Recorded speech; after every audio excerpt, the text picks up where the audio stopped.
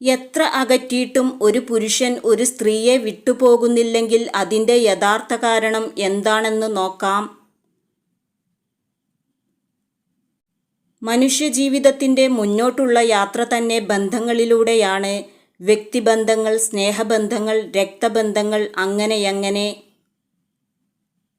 സ്നേഹിക്കാനും സ്നേഹിക്കപ്പെടാനും ആഗ്രഹിക്കുന്നവരാണ് എല്ലാവരും. സ്നേഹത്തിൻ്റെ അനുഭൂതികൾ നമ്മൾ തിരിച്ചറിയുന്നതും അനുഭവിക്കുന്നതും സ്നേഹബന്ധങ്ങളിലൂടെയാണ്. അതുകൊണ്ടു തന്നെ സ്നേഹബന്ധങ്ങൾ നമുക്ക് ജീവിതത്തിൽ നിന്നും മാറ്റി നിർത്താൻ കഴിയാത്ത ഒന്നു തന്നെയാണ്.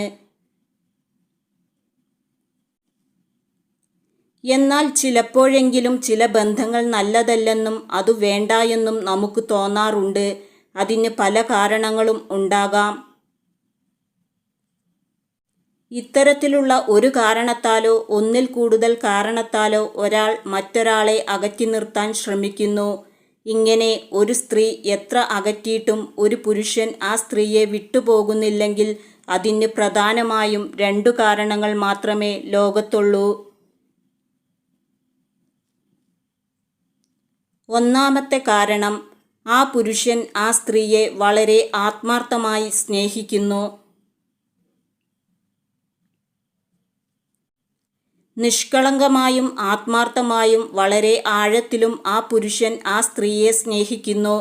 ആ സ്ത്രീയുടെ സ്നേഹവും സാമീപ്യവുമില്ലാതെ തനിക്ക് മുന്നോട്ടു പോകാൻ പറ്റില്ല എന്ന തിരിച്ചറിവിൽ നിന്നായിരിക്കാം അയാൾ ആ സ്ത്രീയെ വിട്ടുപോകാൻ മടിക്കുന്നത്. രണ്ടാമത്തെ കാരണം, എന്തെങ്കിലും ഒരു വ്യക്തമായ ലക്ഷ്യം ഉണ്ടായിരിക്കും. എത്ര അകറ്റിയിട്ടും ഒരു പുരുഷൻ വിട്ടുപോകുന്നില്ലെങ്കിൽ അയാൾക്ക് ആ സ്ത്രീയിൽ നിന്നും എന്തോ ഒരു ലക്ഷ്യം നേടിയെടുക്കാനുണ്ട് എന്നതു തന്നെയാണ്. അയാളുടേതായ ഒരു ലക്ഷ്യമോ ആഗ്രഹമോ ആകാം. അത് ചിലപ്പോൾ ആ സ്ത്രീയുടെ നന്മയ്ക്ക് വേണ്ടിയുള്ള ലക്ഷ്യമാകാം. അല്ലെങ്കിൽ ശാരീരികമായതോ സാമ്പത്തികമായതോ ആയ ചൂഷണമാകാം. അല്ലെങ്കിൽ മാനസികമായോ സാമ്പത്തികമായോ തകർക്കലാകാം. അതുമല്ലെങ്കിൽ മറ്റേതെങ്കിലും രീതിയിലുള്ള നേട്ടങ്ങളോ ഉദ്ദേശമോ വെച്ചുമാകാം. എന്തു തന്നെയായാലും അതിന് പിന്നിൽ നല്ലതോ മോശമായതോ ആയ ഒരു ലക്ഷ്യമുണ്ട് എന്ന കാര്യം ഉറപ്പാണ്. ഇതിൽ ഏതു കാരണത്താലാണ് ആ വ്യക്തി വിട്ടുപോകാത്തത് എന്ന് മനസ്സിലാക്കിയെടുക്കേണ്ടത് അയാളുടെ സംസാരം, പെരുമാറ്റങ്ങൾ, പ്രവൃത്തികൾ, പ്ലാനിങ്ങുകൾ, മുന്നോട്ടുള്ള നീക്കങ്ങൾ എന്നിവയിലൂടെ ഒക്കെയാണ്. അത് മനസ്സിലാക്കിയെടുക്കാൻ സാധിക്കുകയാണെങ്കിൽ അതിനനുസരിച്ച് തീരുമാനമെടുക്കാനും മുന്നോട്ടു നീങ്ങാനും സ്ത്രീക്കും കഴിയും.